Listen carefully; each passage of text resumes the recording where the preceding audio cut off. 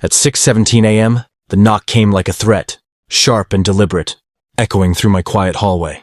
I opened the door to find her standing there with a clipboard, a smile too tight to be friendly, and the confidence of someone who believed rules bent for her. This was Karen, the self-appointed enforcer of our HOA, and she had decided that today my life needed correcting. She didn't say good morning. She said violation. She pointed past me at my driveway, my garage, my existence, and promised fines, towing, and humiliation if I didn't comply immediately. What she didn't know was that this moment would cost her everything. She thought she controlled. I had moved into the neighborhood for peace. Clean lawns, quiet nights, predictable routines. The HOA brochure promised order, fairness, community. What it didn't mention was how easily power attracts bullies. Karen wasn't elected because neighbors trusted her judgment. She was elected because nobody wanted the job, and she wanted authority. She carried rulebooks like weapons and spoken threats wrapped as policy. Neighbors whispered about her, doors closing when she walked by, but nobody challenged her. Nobody, until me. That morning she handed me a printed notice, bold letters screaming, non-compliance. She claimed my garage use violated Section 8, subsection C, something about approved storage. Purpose. She said I had 48 hours to fix it or face escalating penalties. Her voice rose just enough to draw attention, just enough to shame. I felt the familiar pressure to apologize, to placate, to make it go away. That's how people like her win. They rely on fear and fatigue. But something snapped. Maybe it was the audacity. Maybe it was the certainty in her eyes that I would fold. Instead, I asked one simple question. Can you show me where that rule actually applies to my property? Her smile faltered for half a second. She recovered quickly, tapping the paper, insisting authority without proof. That was the moment I decided not to argue, not to yell, not to comply blindly. I decided to document. I photographed the notice. I recorded the interaction. I requested the full HOA bylaws in writing. Karen walked away confident, already counting my fine. I closed the door calm, because I knew something she didn't. Rules only matter when they're real, and the law doesn't care about bullies. That was day one of a fight she started, and a lesson she would never forget. By nightfall, I had spreadsheets open, statutes bookmarked, emails drafted, and timelines mapped, because preparation turns intimidation into evidence, patience into leverage, and quiet resolve into momentum that carries you through storms. Bullies cannot survive when challenged by facts, records, deadlines, witnesses, and law. The next morning, I didn't wake up angry. I woke up focused. Karen expected panic, apologies, maybe a rushed cleanup to satisfy her ego. Instead, I treated this like a case. Coffee brewed, laptop open. I pulled the full HOA bylaws, not the cherry-picked page she'd shoved at me. Page by page, I read slowly, highlighting definitions, cross-referencing sections, noting amendments and dates. That's when the first crack appeared. Section 8, subsection C existed, but it didn't say what she claimed. It applied only to shared garages, not privately deeded ones like mine. I checked county property records to confirm.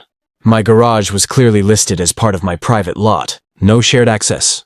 No common area. No HOA control beyond exterior appearance. Karen either didn't know this, or worse, knew and assumed I didn't. Both options worked in my favor.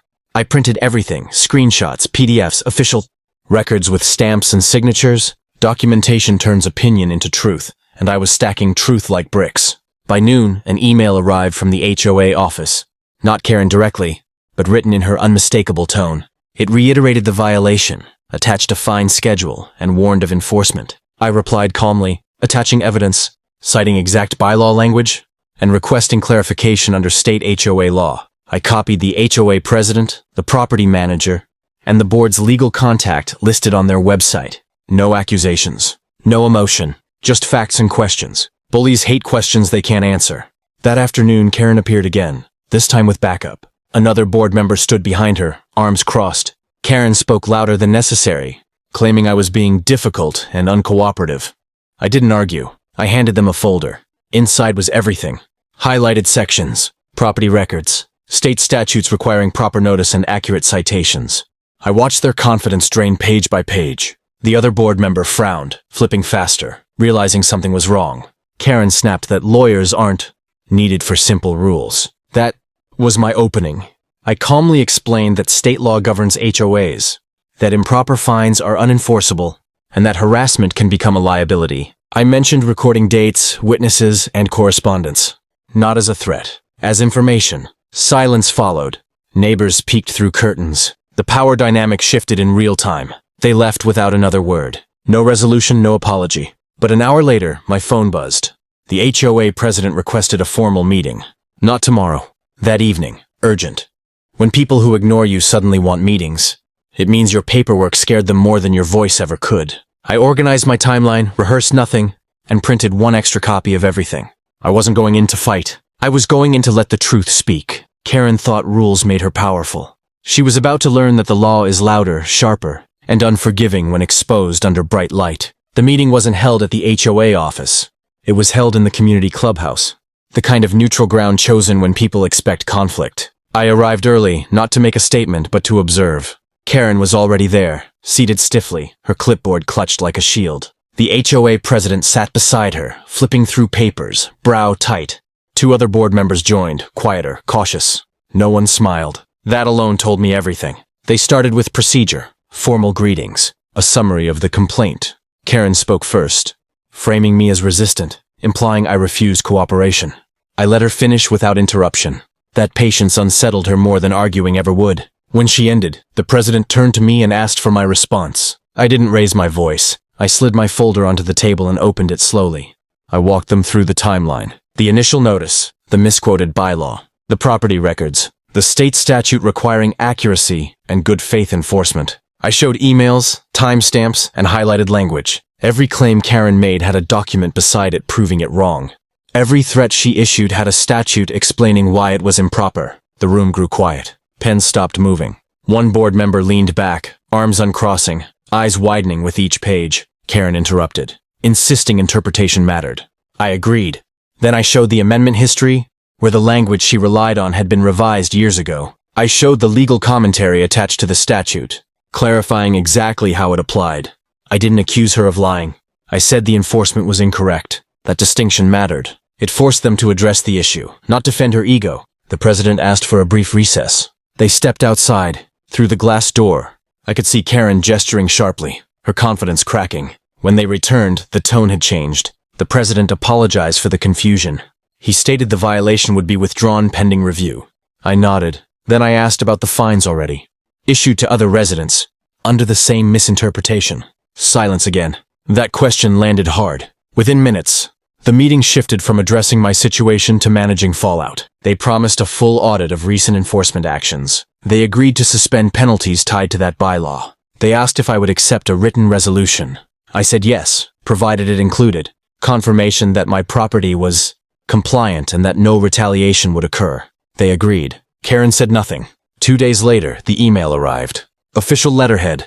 Clear language. Violation rescinded. Zero balance confirmed. An apology for inconvenience. But the final paragraph was the real victory. The HOA acknowledged an error in rule enforcement and announced an upcoming policy clarification for all residents. Karen's name wasn't mentioned. It didn't need to be. The bully didn't shout. She didn't threaten. She faded. Authority without accuracy cannot survive sunlight, and once exposed, it collapses quietly, leaving behind paperwork, lessons, and a warning to anyone who mistakes intimidation for power ever again. The neighborhood felt different after that, quieter in a way that wasn't just about sound.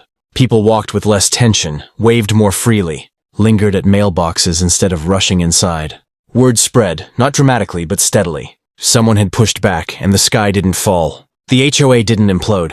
Life went on, only fairer. A week after the letter, a neighbor I barely knew knocked on my door to thank me. She'd been fined twice under the same rule and never questioned it. Another neighbor sent an email asking how I researched state statutes. Power, once challenged, teaches others how to stand. Karen stopped patrolling. Her clipboard disappeared. When she did appear, she avoided eye contact, speaking less, delegating more. 3 months later, the HOA announced board elections. Karen didn't run again. No scandal. No confrontation. Just absence. That's often how accountability looks in real life. Not explosive. Just final. People who thrive on unchecked authority don't survive environments where facts are required. The biggest win wasn't the rescinded violation or the apology letter. It was learning how fragile intimidation really is. Bullies rely on speed, confusion, and your desire for peace. They want compliance before you have time to think. The moment you slow things down, ask for proof, and put everything in writing, their advantage evaporates. Law isn't loud, but it's patient, and patience beats aggression every time. I didn't hire a lawyer. I didn't threaten lawsuits. I didn't post angry rants online. I documented, researched, and communicated clearly. That's accessible power. Anyone can use it. Whether it's an HOA, a landlord, a manager, or any system that assumes you won't push back, the strategy is the same. Know the rules better than the person enforcing them. Keep records, stay calm. Ask questions that require answers. Silence, when paired with preparation, is devastating to false authority. Looking back, that knock at 6:17 a.m. feels like a turning point. Not just for me, but for how I handle conflict. I learned that standing up for yourself doesn't always look like confrontation. Sometimes it looks like a spreadsheet, a highlighted paragraph, and the confidence to wait. When the truth is on your side, you don't need to rush. You just need to be ready. If this story proves anything, it's that ordinary people win more often than they think. Systems count on your fear, your fatigue, your assumption that resistance is useless. It isn't. The moment you decide to engage thoughtfully instead of emotionally, you change the outcome. Karen tried to bully me with HOA rules. I used the law. And the law, every single time, wins when you actually use it. Wow, did you see that? Karen thought she could bully me with HOA rules, but the law won. If you loved watching her get shut down, smash that like button, hit subscribe for more real HOA and Karen battles, and comment "Law wins" if you think rules only work when enforced correctly. And hey, if you've ever faced a Karen or HOA nightmare yourself, share your story below. It might just feature in our next video.